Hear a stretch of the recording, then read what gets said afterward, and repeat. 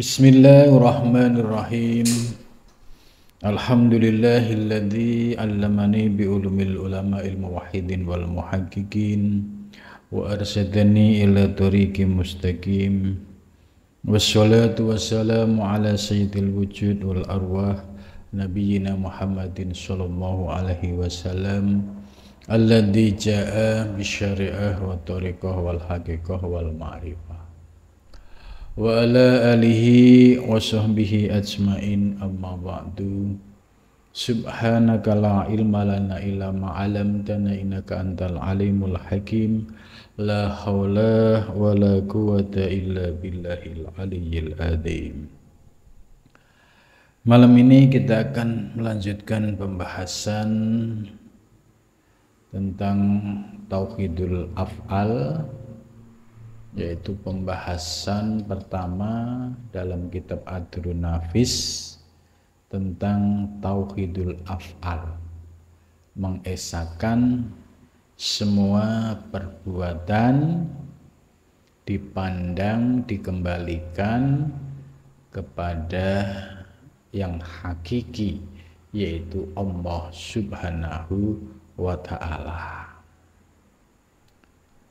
Malam ini kita melanjutkan pembahasan sebelumnya yang sudah sampai pada argumentasi atau dasar tentang tauhidul af'al, baik yang bersumber dari Al-Quran dan Al-Hadis sudah disampaikan.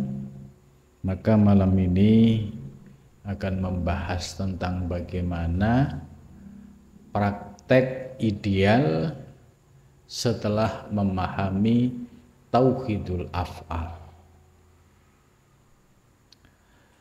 Sahdan, ya, maka hendaklah kalian memandang, ya, memandang yang demikian dengan tahqiq.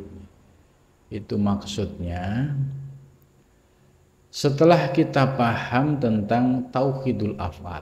Apa itu tauhidul af'al? Tauhidul af'al yaitu mengesahkan Allah dalam memandang segala perbuatan. Nah, makna perbuatan ini sifatnya umum, ya, baik yang terkait dengan gerak alam semesta maupun gerak diri kita. Nah, oleh mu'alif kita diajarkan bahwa semua gerakan yang di alam semesta pada hakikatnya Allah lah yang menggerakkan, karena Allah sebagai pencipta dari seluruh makhluk yang ada di alam semesta. Maka pada saat kita melihat gerakan alam semesta, ya, seperti gerakan matahari, bulan, bintang, termasuk bumi, tetap harus dipandang yang hakiki, yaitu Allah Subhanahu wa ta'ala yang menggerakkan semua makhluk di alam semesta. Begitu juga pada saat kita beraktivitas di tengah masyarakat, kita juga melihat gerakan seluruh anak manusia dengan berbagai macam kesibukannya. Bagaimana praktek tauhid af'al dalam memandang objek yang nyata di depan kita? Maka pandanglah, ya, pandanglah apa yang kita lihat dengan mengembalikan kepada yang hakiki, yaitu Allah Subhanahu wa ta'ala. Jadi artinya bahwa semua gerakan manusia hakikatnya Allah yang menggerakkan. Sebab kalau nggak ada ruh, ya tidak mungkin manusia ini bisa bergerak. tangan bisa menulis, kaki bisa melangkah, mata bisa melihat, telinga bisa mendengar. Ya. Kenapa semua bisa aktif? Karena ada ruh di dalam jasmani seorang hamba. Nah, ruh itu dari mana? Min amri Robbi. Kalau ruh itu meninggalkan jasmani, maka seluruh anggota badan kita sudah tidak bisa berfungsi dengan baik. Mata tidak bisa melihat, ya, telinga tidak bisa mendengar, kaki tidak bisa melangkah. Kenapa? Karena ruhnya telah meninggalkan jasad. Maka pada saat ketika kita melihat seluruh objek, ya, ini sebuah pelajaran, ya, ilmu tauhid yang kelas tinggi, ya, ini disebut tauhidnya ahli kasfi. Maka semua perbuatan dipandang kepada penggeraknya yang hakiki, yaitu Allah Subhanahu wa ta'ala. Nah, pembahasannya tidak sampai berhenti di sini, nanti ada lanjutannya. Sebab kalau dipahami, ya, bahwa semua pergerakan, ya, manusia bersumber dari Allah, maka di sini ada potensi ketika seorang salik, seorang hamba masih dikuasai hawa nafsu, dia akan mudah kemudian menisbatkan, mengembalikan kepada Allah. Nah, di sini letak garis yang harus dipahami oleh para salik. Jangan sampai kelibet, ya, jangan sampai salah paham, karena di situ ada hawa nafsu, dan hawa nafsu itu maunya, ya, yang enak-enak. Nah, kemudian ketika sudah jelas itu bertentangan dengan perintah Allah, maka hawa nafsu ingin mencari pembenaran. Contohnya sederhananya begini. Setelah paham tauhidul af'al, ya, misalnya tiba-tiba mendengar azan subuh, nah, terus, ya, di situ sudah bangun, ya, dengar suara azan, terus hawa nafsunya memprovokasi, jangan, nanti aja bangunnya, sampai akhirnya kebablasan, terus akhirnya nggak sholat. Nah, ketika posisinya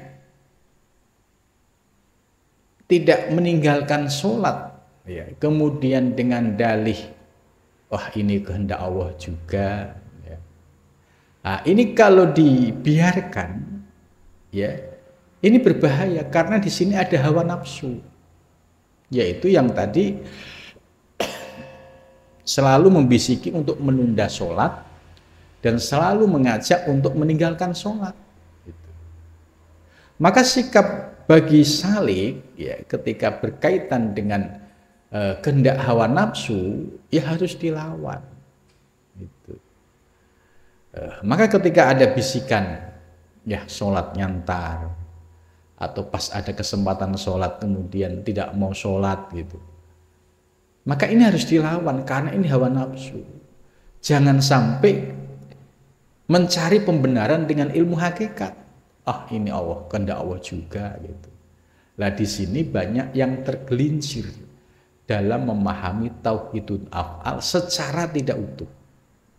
Karena pemahamannya hanya sebatas pemahaman definisi di awal, mengesahkan semua perbuatan kembali kepada Allah. Lah, belum ada rinciannya. Bagaimana dengan perbuatan yang fasik dan mungkar? Lah, kita harus sadar makom. Kita sebagai seorang salik, ya, seorang pemula, di Al-Quran sudah diingatkan, wanhan nafsa anil hawa. ketika ada keinginan-keinginan hawa nafsu yang muncul di dalam diri kita harus dilawan. Gitu. Nah, di sini baru terasa namanya perjuangan melawan hawa nafsu, dan itu tetap dipandang, dikembalikan kepada Allah Subhanahu wa ta'ala. Sebab berbahaya kalau orang memahami hakikat tidak utuh. Ya, akhirnya dia semua akan menisbatkan kembali kepada Allah terkait dengan perbuatan yang dilarang oleh syara gitu.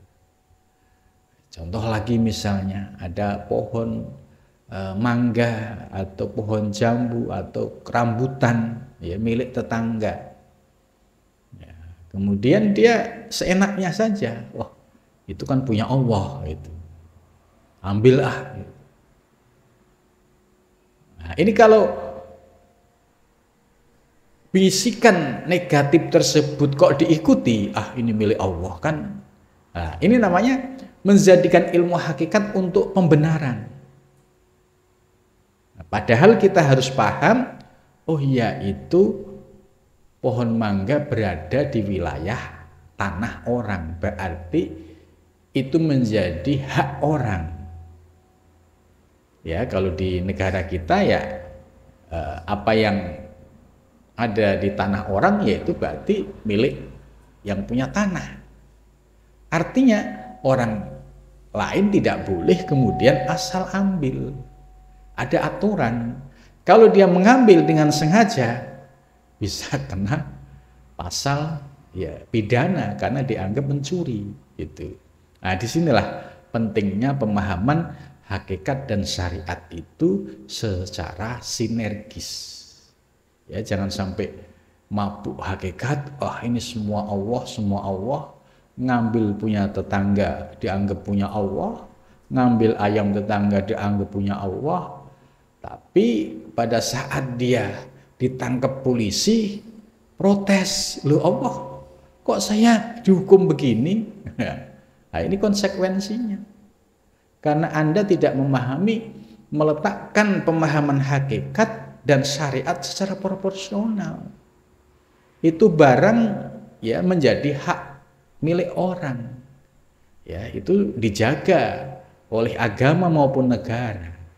Tapi Anda berdalih dengan ilmu hakikat. Lah hakikat itu tidak untuk ya diungkapkan atau didohirkan tanpa mengikuti aturan syariat yang ada. Gitu. Maka ketika dia paham hakikat, tidak paham syariat, ya resikonya dia sama saja kayak menabrak tembok, dan konsekuensinya ya pasti akan menimbulkan kontroversi. Nah, ini menjadi catatan penting bagi orang yang belajar ilmu hakikat, khususnya tauhidul afal harus utuh. Sebab ini licin sekali. Banyak orang belajar hakikat akhirnya terus nggak sholat. Gitu. Kenapa? Yang penting kan eling sama Allah. Saya kan hakikatnya sholat kan eling, saya sudah eling gitu. Lah maksudnya eling pada saat sholat, as-sholat aqimis sholah lidzikri. Nah, ini idealnya pada saat sholat itu harus mengingat Allah. Ini aspek hakikat. Sedangkan aturan syariatnya mengikuti aturan ilmu fikih. Dari wudhu, kemudian dari takbir sampai salam, harus mengikuti aturan fikih. Kenapa? Karena fikih itu sumbernya juga dari syariat Nabi besar Muhammad Shallallahu Alaihi Wasallam. Jadi jangan ngambil jeruannya saja, kemudian bajunya tidak dipakai. Nah, ini seringkali yang menimbulkan kontroversi berawal dari pemahaman yang tidak utuh ini. Ya, jadi dia seolah-olah mendefinisikan sholat hakikat, kemudian dengan sengaja tidak mempraktekkan sholat secara syariat, ini juga salah. Gitu. Sebab siapapun seorang salik atau siapapun ya wali ya itu tidak boleh meninggalkan syariat sholat baik secara zahir maupun batin. Ya, idealnya dari takbir sampai salam mengingat Allah, tapi di dalam fikih kan tidak menjadi rukunnya sholat gitu. Maka ketika tidak dijadikan sebagai rukun sholat berarti ada rukhsah, ya, ada kemurahan dari Allah. Andai misalnya ada orang sholat ya, dari takbir sampai salam itu lupa tidak mengingat Allah, secara fikih tetap sah. Ya, di hadapan Allah ya tidak ada satu perbuatan yang sia-sia gitu. Nah, karena itu bagi orang yang belajar ilmu hakikat ya ini harus sadar betul ya ketika mempraktekkan ya harus sinergi antara syariat dan hakikat itu. Contoh misalnya kalau sebelum ngaji hakikat ya pada waktu sholat ya seperti kayak karyawan yang sedang absen di kantor, yang penting absen, selesai absen ya terus entah kemana gitu. Sama hamba juga seperti itu, yang kelasnya karyawan yang penting sholat dari takbir sampai salam nggak ingat itu pun tetap sah. Nah itu ketika belum paham ilmu hakikat. Tapi ketika sudah paham ilmu hakikat, dia mulai bisa mempraktekkan. Ya, mulai dari praktek wudhu, ya, mulai dari adzan, ya, ketika dipanggil hayya 'alas sholah, mari melaksanakan sholat, dijawab dengan la haula wala quwata illa billah. Tidak ada daya, tidak ada kekuatan kecuali dengan kekuatan Allah Subhanahu wa taala. Artinya apa? Bahwa seorang hamba bisa melaksanakan sholat itu mutlak karena anugerah dari Allah Subhanahu wa taala. Kemudian pada saat wudhu sudah memahami makna asror di balik wudhu. Ya, misalnya berkumur itu ada makna asrornya, tidak sekedar berkumur membersihkan mulut. Begitu juga istinsak, menghisap air ke dalam hidung, juga ada makna asrornya. Ya, terus mencuci tangan, terus mulai dari ya niat, kemudian membasuh muka, membasuh tangan, itu semuanya ada makna asror-asror yang ada di dalam praktek wudhu baik secara zahir maupun batin. Nah ini sudah diajarkan di dalam kitab tasawuf, sudah disampaikan oleh Imam Ghazali di Bidayatul Hidayah maupun di Ihya itu. Kemudian setelah sholat, ya setelah paham hakikat, kemudian praktek sholatnya ketika mengucapkan takbir Allahu Akbar. Kalau sebelumnya ya ketika ngaji fikih Allahu Akbarnya ya Allahu Akbar secara lesan terucap. Tapi ketika sudah paham ilmu hakikat Allahu Akbar, dia memahami yang dimaksud Allah sebagai zat wajibul wujud yang mengadakan, menciptakan alam semesta. Kemudian kata akbar yang menunjukkan tafdil, ya, maha besar, artinya selain Allah kecil. Maka pada saat takbir yang besar hanya Allah. Runtuhlah keakuan seorang hamba, runtuhlah ego seorang hamba. Orang yang merasa pintar runtuh pada saat takbiratul ihram. Begitu juga orang yang merasa kaya. Pada saat takbir harusnya runtuh. Karena yang maha kaya hanya Allah. Begitu juga orang yang masih menyombongkan keakuan-keakuan dirinya juga runtuh pada saat dia mengucapkan takbiratul ihram. Nah ini yang disebut lidzikri. Ya aqimis sholah innas sholata lidzikri. Laksanakan sholat, dirikan sholat, sesungguhnya sholat itu untuk mengingatku. Nah di sini ada keseimbangan antara praktek syariat dan hakikat. Jadi ibarat keris dan warongko Ya, perumpamaan bagi orang Jawa dalam menggambarkan hakikat dan syariat itu satu keniscayaan.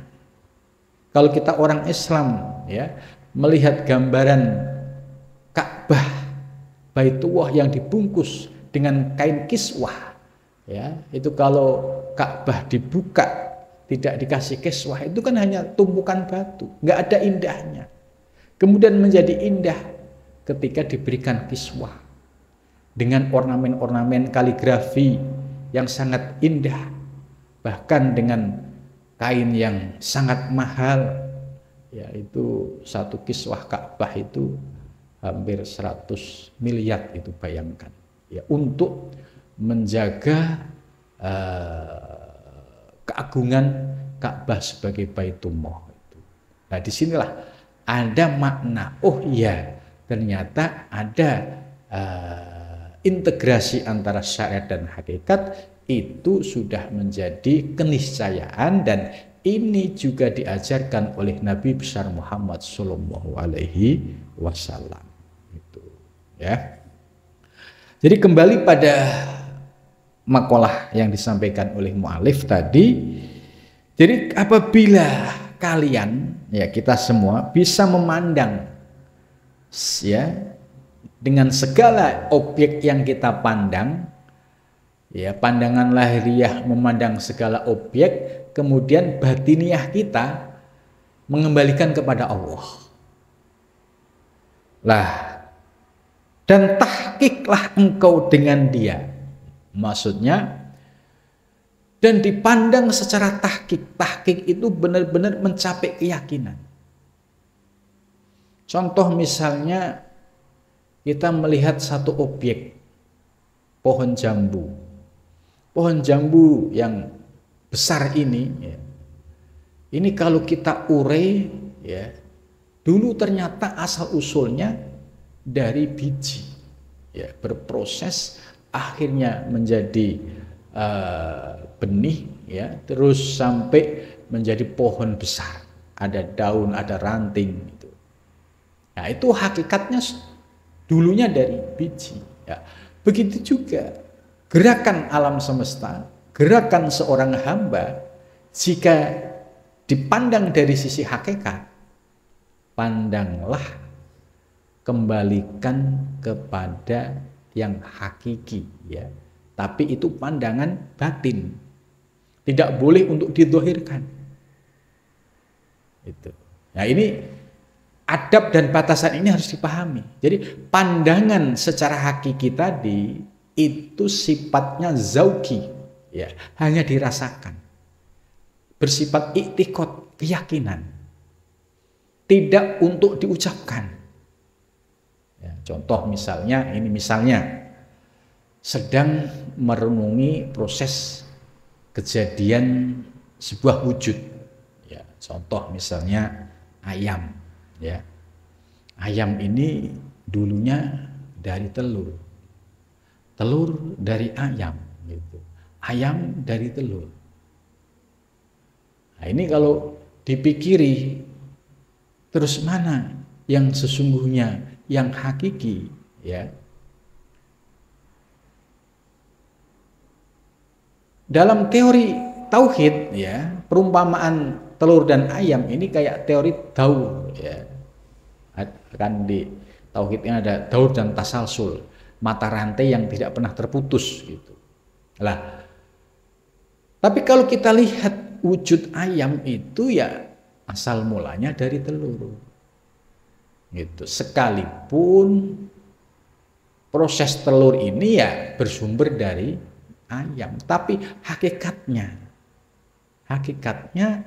ya Allah memberikan proses telur, ya, dari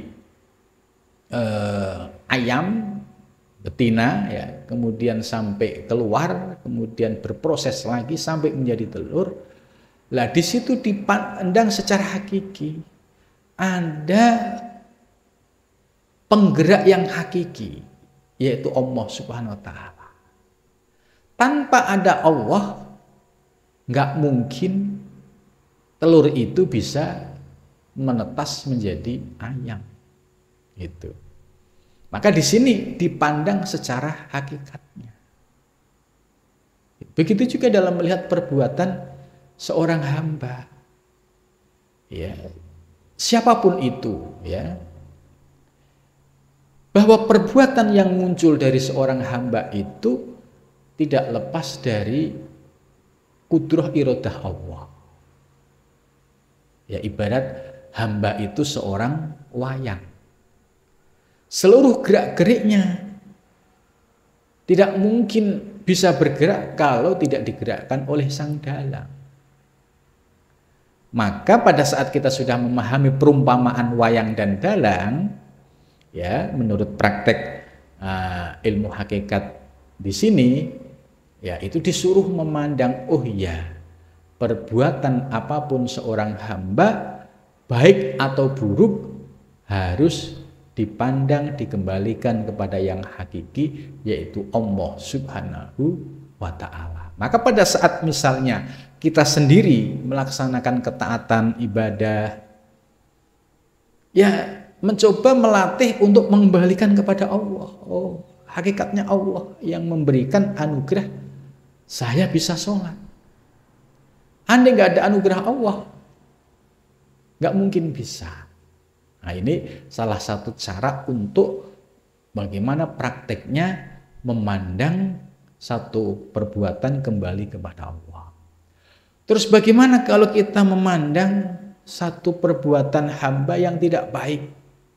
Misalnya kita melihat di bis ada copet ketangkep.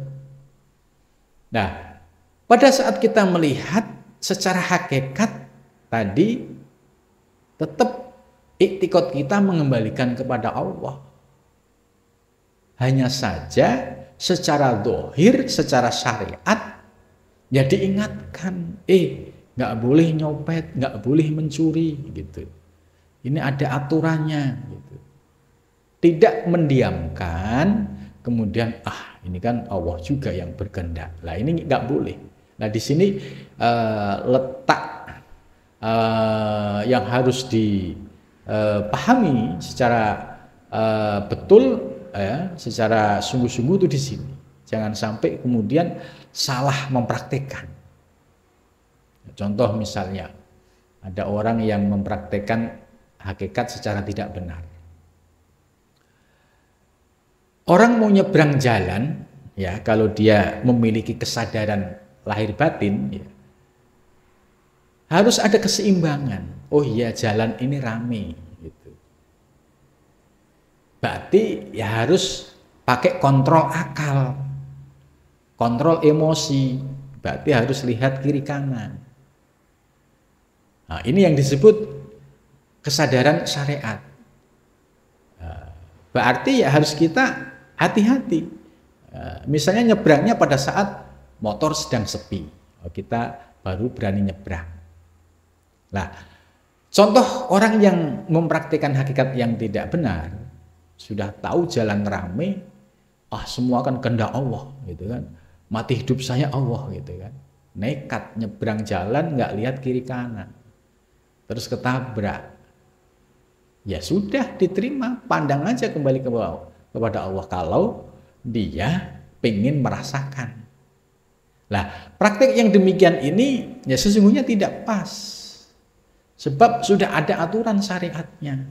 Maka ada lampu merah, ya, lampu kuning, lampu hijau. Ini kan dalam rangka menata. Ini yang disebut wilayah syariat. Orang mengikuti aturan lampu merah ini ya sama saja kita tertib dalam syariat dan hakikatnya. Sebab kalau tidak ada yang ngatur, maka syariat ini kan fungsinya untuk mengatur dan ketertiban. Ya, semua pakai hakikat, ya pasti kacau balau. Apalagi berhakikat ditambah egonya, wah semakin parah. Nah disinilah perlu kesadaran, keseimbangan antara syariat dan hakikat. Contoh lagi misalkan ada anak kecil, ya, mau nyebrang jalan. Kalau anak kecil kan tidak punya akal yang sehat, bahaya atau tidak kan nggak tahu. Ya, kita sebagai orang yang normal yang berakal ketika ada anak kecil di pinggir jalan ya harus diamankan. Jangan lantas ditonton kemudian dengan dalih pasrahkan ke Allah aja, kalau Allah mengendaki ketabrak, kalau enggak ya enggak. Nah, ini tidak benar. Harus ada ikhtiar lahir untuk menyelamatkan karena ini anak bayi tidak berakal. Gitu. Nah, disinilah titik pentingnya dalam memahami hakikat itu, antara keseimbangan antar syariat dan hakikat ini menjadi penting. Ya. Sebab kenapa ya saya ulang-ulang ini penjelasan ini, karena banyak orang yang belajar hakikat kemudian akhirnya pemahamannya semakin jauh dari nilai-nilai yang diajarkan oleh ulama muhaqqiqin. Contohnya tadi misalnya ya, setelah paham hakikat yang dulunya rajin sholat jamaah kok sekarang menjadi malas sholat jamaah. Nah, ini kan yang salah apanya? Kalau ilmu hakikat sebenarnya tidak mengajarkan seperti itu. Ilmu hakikat kan hanya mengajarkan ketika Anda beribadah, pandanglah bahwa kamu bisa beribadah itu anugerah dari Allah, bukan kamu pandang dari kekuatan dirimu sendiri. Tapi pada saat muncul nafsu yang ngajak males-malesan, nah, itu sesungguhnya itu harus dilawan. Itu. Tapi karena pemahaman hakikatnya tidak utuh, akhirnya semua dibenarkan dengan menggunakan argumentasi hakikat. Oh, ini kan kehendak Allah. Nah, ini kalau berkaitan dengan ibadah. Nanti akan melebar. Berkaitan dengan fahsya dan mungkar. Akhirnya, oh saya minum ini juga karena Allah. Saya judi karena Allah. Nah, ini bahayanya kalau memahami hakikat tidak secara utuh. Dan ini sudah terjadi ya pada zaman muridnya Syekh Tijenar dulu ya mengalami kondisi murid yang mengamalkan ajaran hakikat ini semaunya sendiri. Pemahamannya tidak utuh sehingga menimbulkan masalah oleh ulama-ulama Wali Songo dan Kesultanan Demak ya dianggap berbahaya karena sudah mengacak-ngacak aturan syariat, aturan negara. Gitu. Maka akhirnya diluruskan kembali. Gitu.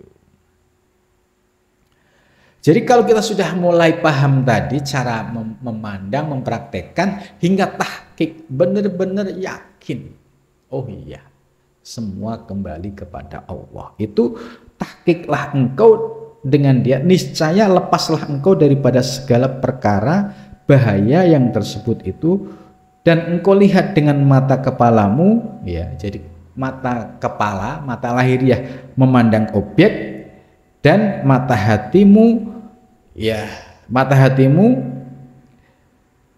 mengembalikan kepada Allah Subhanahu wa taala. Ya. Maka wujud yang majazi, ya. Jadi wujud majazi itu apa? Wujud yang ada secara fisik sebagai penisbatan. Contoh tadi, seorang hamba, ya, ketika dia melaksanakan sholat, bahwa gerakan seorang hamba mulai dari takbir sampai salam, kalau dipandang secara hakikat, ya yang menggerakkan semua Allah. Karena semua tangan, kaki, mata, telinga bisa normal karena ada ruh. Ruh nggak ada, otomatis nggak bisa bergerak.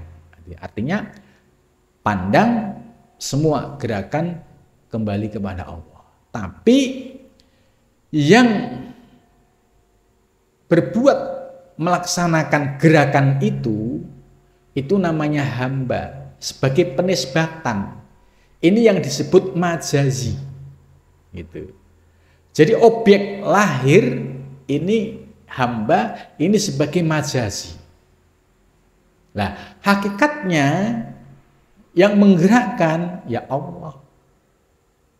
Maka pada saat melihat objek majazi, seorang hamba melakukan satu aktivitas, maka pandanglah mata lahir dan mata batin mengembalikan kepada Allah.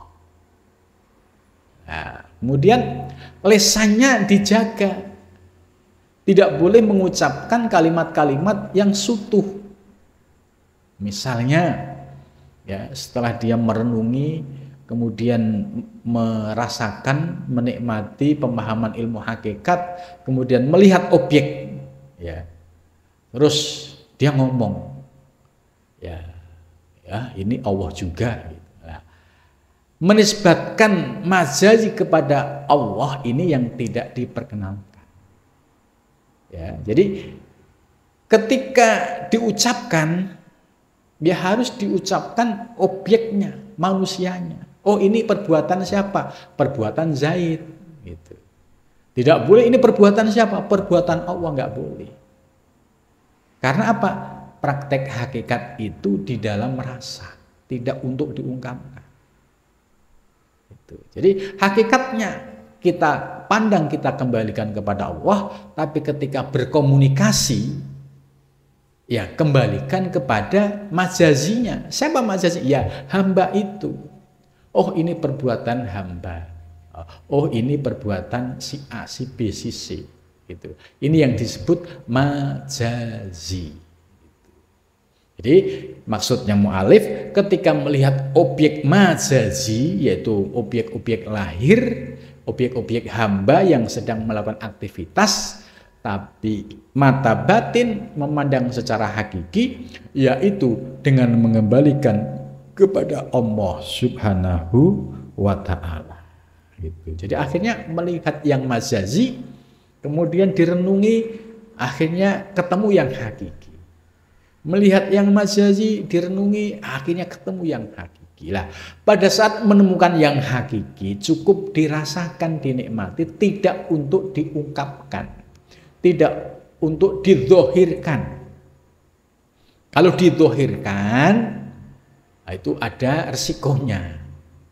Allah akan menguji, ya, dengan ujian yang berat untuk menguji ucapanmu. Benar enggak kamu mengucapkan kalimat itu, benar-benar konsisten enggak? Contoh misalnya, dia ya, berbicara, ini kan semua punya Allah, gitu kan. Tiba-tiba kemudian, ini yang sederhana, yang agak ringan aja contohnya. Ketika temennya punya rokok, dia langsung ambil, ini punya Allah ini, gitu kan. Tapi suatu ketika, ya dia diuji oleh Allah. Tiba-tiba rokok yang baru dibeli misalnya hilang, diambil orang misalnya. Mampu nggak dia mengembalikan kepada Allah? Ya, pasti berat. Biasa misalnya satu bungkus itu bisa sehari 2 hari tiba-tiba hilang. Ya, pasti ada rasa sedih, rasa pedih gitu. Nah ini kalau rokok, bagaimana kalau misalnya naik dikit, yang hilang itu sesuatu yang dicintai? Ya, apalagi sampai ke motor, ke mobil, kan berat juga itu. Nah, maka supaya terhindar dari ujian-ujian yang berat seperti ini, maka dalam praktek yang ideal yaitu antara syariat dan hakikat itu seimbang. Jadi kita pandang secara hakiki, melihat objek majazi, sedangkan ketika kita berkomunikasi menggunakan bahasa syariat, bahasa secara umum supaya tidak mencampur aduk antara syariat dan hakikat. Jadi pada saat kita memandang wujud yang majazi, maka akan sirna, ya, di bawah cahaya nur wujudullah yang sebenarnya. Oh, akhirnya kalau kita mulai paham hakikat tentang asal usul gerak-gerik manusia, gerak-gerik alam semesta, itu kan akhirnya kemudian muncul Oh ya ya, semua dari Allah Subhanahu wa ta'ala. Karena mereka maujud. Maujud itu sesuatu yang diadakan. Kalau sesuatu yang diadakan pasti ada yang mengadakan. Siapa yang mengadakan? Ya Allah Subhanahu wa ta'ala. Ya, semua yang diciptakan namanya makhluk. Ya, kita sebagai manusia ini makhluk. Alam semesta juga makhluk. Wujud makhluk ini bisa ada, bisa bergerak karena ada pencipta, yaitu Al-Khaliq. Gitu. Nah, ketika kita sudah memahami dari aspek hakikat dan aspek majazi tadi, maka pada saat tahapan tertentu, oh kita bisa memahami tentang keesaan wujud. Oh ternyata ya semua ya sirna, ya sirna dalam wujud yang diadakan oleh Allah Subhanahu wa ta'ala. Ya, semua pohon dulu tidak ada, sekarang ada. Allah yang mengadakan. Melihat wujud gunung, ya siapa yang membuat gunung? Ya Allah. Membuat laut, alam semesta, ya semua kembali kepada Allah Subhanahu wa ta'ala. Nah, setelah kita paham teori hakikat ini, ya kemudian dipraktekkan melalui zikir thariqah, ya seperti zikir nafi isbat, ya nafi isbat itu zikir la ilaha illallah, ya. Kemudian makna la ilaha illallah itu diperdalam. Kalau makna lahir la ilaha illallah itu kan tidak ada Tuhan selain Allah. Ya, kemudian dimaknai secara hakiki. Oh, tidak ada yang hidup, la hayya illallah. Ya, tidak ada yang hidup kecuali Allah yang menghidupkan. Tidak ada kudroh kuasa illallah, la kudrota illallah. Tidak ada kuasa ya kecuali Allah yang memberikan kuasa. La iradata, tidak ada kehendak illallah kecuali Allah yang memberikan kehendak. La sam'a, tidak ada yang mendengar illallah kecuali Allah yang memberikan pendengar. Ini cara menggali makna-makna hakikat di balik zikir nafi isbat. Jadi zikirnya ahli thariqah ya itu menggali makna-makna substansi di dalam la ilaha illallah. Tidak sebatas la ilaha illallah yang maknanya umum, tidak.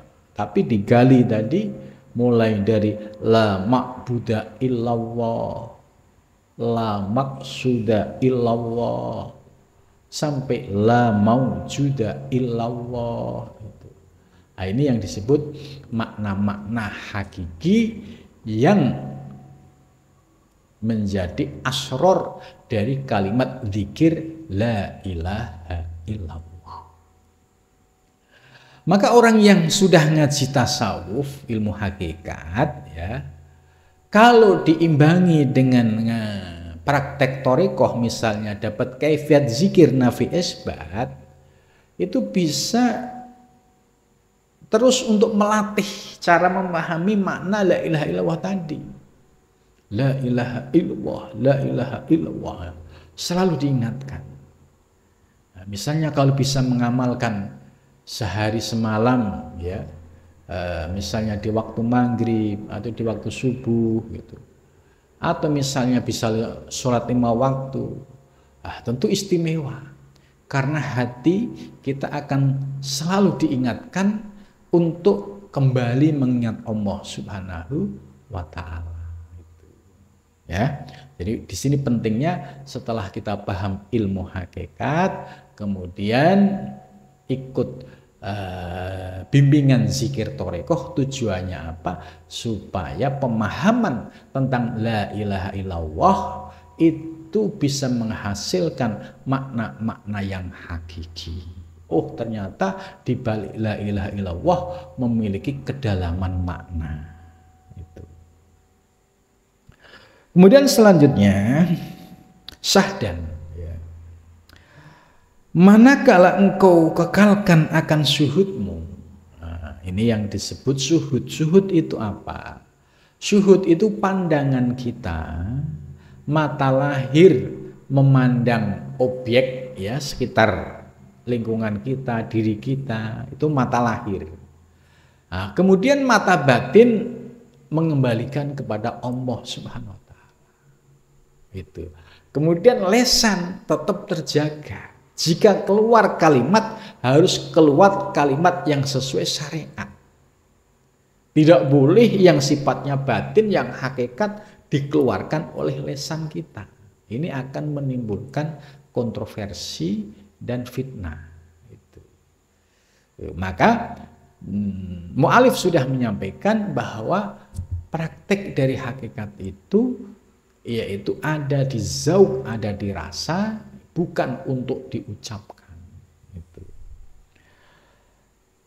Suhudmu dan pandangmu bahwa segala keadaan, segala perkara perbuatan itu terbit dari Allah Subhanahu wa taala. Jadi setelah kita melatih diri suhud tadi, oh akhirnya menemukan oh iya ya semua ternyata bersumber dari Allah Subhanahu wa taala. Nah, kemarin sudah dijelaskan bahwa segala sesuatu yang bersumber dari Allah itu ada yang mubasyarah, ada yang tawalud. Seperti proses kejadian manusia ini masuk namanya mubasyarah karena langsung diciptakan oleh Allah Subhanahu wa taala. Terus bagaimana dengan ciptaan alat-alat modern ya? Seperti ya kamera, seperti HP. Ini kan yang menciptakan kan makhluk. Nah, ini yang disebut tawalud. Tawalud itu apa? Hasil karya seorang manusia, tapi hakikatnya yang memberikan ide, gagasan, kemampuan untuk mencipta itu ya Allah. Contoh yang membuat HP misalnya. Yang ngasih ide siapa? Ya Allah. Dari mana? Ya kalau nggak dikasih ruh oleh Allah, mana mungkin akalnya bisa berpikir. Nah, itu. Kemudian sampai tahap penciptaan. Ya.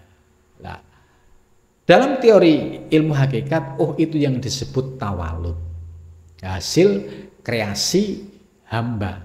Nah, sekalipun hasil kreasi hamba tetap harus dipandang secara hakikatnya.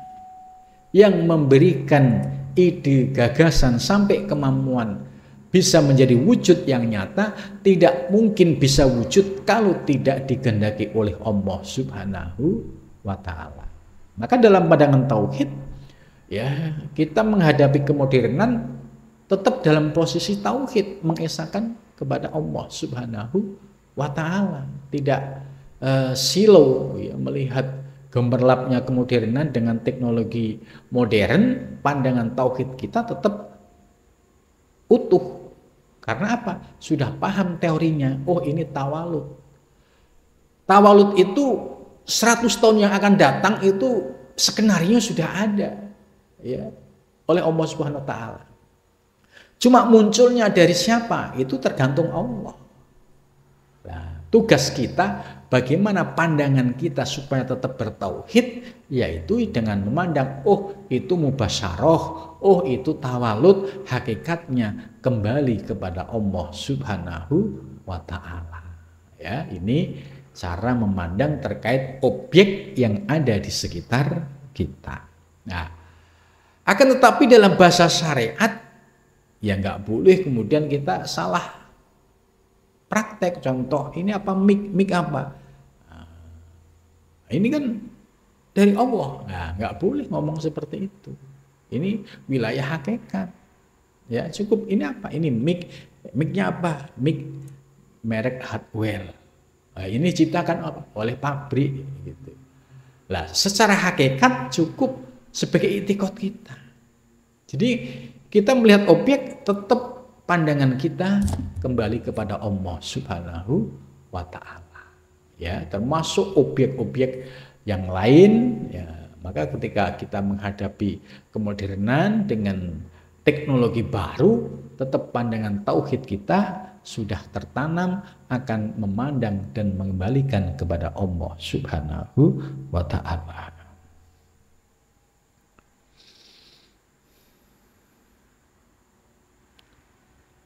Jadi kita akan melihat segala perbuatan bersumber dari Allah Subhanahu wa taala. Lah itu cara mempraktekkan harus bertahap, ya nggak bisa mempraktekkan tauhidul afal ini sekaligus habis ngaji terus bisa praktek, itu enggak. Ya pelan-pelan. Oh kemarin sedikit bisa memandang kepada Allah. Terkadang kita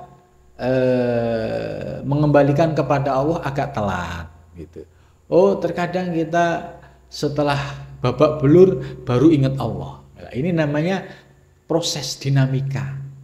Jadi untuk mengamalkan tauhidul af'al itu harus bertahap, ya. Tidak bisa sekaligus langsung bisa mempraktekkan tauhid af'al secara auto, sangat mungkin. Nah, di sini dijelaskan itu harus dilakukan sedikit demi sedikit sampai benar-benar tahqiq. Gitu. Tahqiq itu ya udah nggak tergoyah sedikit pun dalam melihat segala objek, batiniahnya, i'tiqadnya, zuknya langsung mengembalikan kepada Allah Subhanahu wa taala. Itu.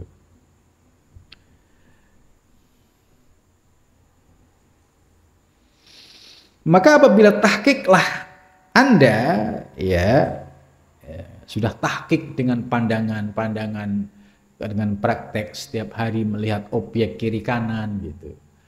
Maka selanjutnya itu yang disebut zuhud. Maka apabila kita sudah istiqomah melatih diri untuk zuhud, zuhud itu memandang segala perbuatan kembali kepada Allah, maka kita akan memperoleh yang namanya musyahadah. Musyahadah itu apa? Anugerah pandangan batiniah yang menjadi karunia Allah. Jadi maksudnya begini, kalau zuhud ini masih ada upaya kita, upaya untuk memandang sesuai teori ilmu yang kita pahami. Nah, musyahadah itu apa? Musyahadah itu satu anugerah, karena setelah kita rajin latihan zuhud, suatu saat itu diberikan anugerah oleh Allah bisa memandang tanpa kehendak kita, bisa mengembalikan kepada Allah tanpa kehendak kita. Nah itu yang namanya musyahadah. Itu. Nah orang bisa mendapatkan musyahadah itu setelah istiqomah latihan zuhud. Nah orang bisa mempraktekkan zuhud ini secara istiqomah dia setelah paham teori tauhidul af'al, yaitu tauhidul af'al secara utuh, memahami soal mubasyarah dan tawalud, ya, dan tahu batasan-batasannya, mana yang harus sampai pada i'tiqad kita, ya, mana yang harus dipandang secara majazi, mana yang harus dipandang secara hakiki. Nah, setelah dia tahu pemilahannya, dilatih dikit demi sedikit, nah itu namanya zuhud. Setelah zuhud ini diamalkan terus, satu ketika Allah memberikan yang namanya anugerah, yaitu yang disebut musyahadah. Musyahadah itu tiba-tiba ya tanpa kehendak kita melihat satu objek itu langsung diberikan anugerah mampu memandang Allah tanpa kehendak kita. Artinya itu mutlak anugerah dari Allah Subhanahu wa taala. Jadi zuhud musyahadah itu satu istilah yang sering digunakan oleh mu'alif, ya, tapi memiliki makna yang berbeda. Nah, kita setelah paham ilmu tauhidul af'al itu kita praktekkan dengan suhud. Nah, suatu saat tiba-tiba kita merenung sendiri, misalkan di pinggir pantai atau di pucuk gunung gitu kan. Terus tiba-tiba ada kenikmatan pandangan yang luar biasa. Lah ini namanya musyahadah, itu anugerah dari Allah Subhanahu wa ta'ala. Artinya berpandangan dan tiada bercampurlah dengan pandanganmu, itu dohirmu dan batinmu. Jadi ini yang istimewa. Ya. Sampai engkau pada makom wahdatul af'al. Jadi kalau sudah sampai musyahadah, sudah tahqiq, memandang segala objek kembali kepada Allah, lah baru sampailah seorang salik pada makom wahdatul af'al. Makom kedudukan wahdatul af'al, keesaan dalam memandang semua perbuatan kepada Allah Subhanahu wa ta'ala. Jadi praktek hakikat itu ya tetap dalam keadaan sunyi, ya. Cukup kita saja yang tahu dengan Allah, tidak harus didemonstrasikan, oh saya sedang suhud ini, atau dibuat kalimat, kata-kata atau story. Ya, ini berbahaya. Tadi konsekuensinya, apakah sudah siap diuji oleh Allah? Kalau tidak siap ya sudah, ikuti aturan yang ada. Prakteknya cukup ya dinikmati dalam pandangan mata batin, sedangkan penisbatan secara majazi ya kembali kepada objeknya. Sedangkan secara hakiki kembali kepada Allah Subhanahu wa ta'ala. Jadi misalnya seorang hamba berbuat, ya ini disebut majazi. Ya, ketika ditanya itu siapa? Yaitu Zaidun. Nah ini namanya majaz. Nah, ketika ditanya itu perbuatannya siapa? Perbuatan Zaid. Ini majaz. Yang hakikat mana? Hakikat perbuatan yang dilakukan oleh Zaid itu hakikatnya dari Allah Subhanahu wa ta'ala. Ini sifatnya zauq, rasa, sifatnya i'tiqad, keyakinan, tidak boleh keluar didohirkan secara lisan. Nah, ketika sudah tahu batasan-batasan ini, maka tadi dari suhud naik ke musyahadah, kemudian naiklah pada makom wahdatul af'al. Jadi wahdatul af'al yaitu esa Allah, ya Allah esa pada segala perbuatan, yaitu fana segala perbuatan makhluk itu sama adapun perbuatan dirinya atau perbuatan lainnya sekalian semua fana di bawah perbuatan Allah Subhanahu wa ta'ala, tiada dilihat di dalam akwan itu suatu perbuatan juga asma daripada perbuatan itu baik atau jahat. Nah, ini sudah dijelaskan bahwa makom wahdatul af'al ini adalah makom ketika seorang salik pandangan batiniahnya dalam melihat objek itu sudah tahqiq, ya sudah la af'ala illallah, tidak ada perbuatan kecuali Allah Subhanahu wa ta'ala yang menggerakkan semua perbuatan itu, ya. Dan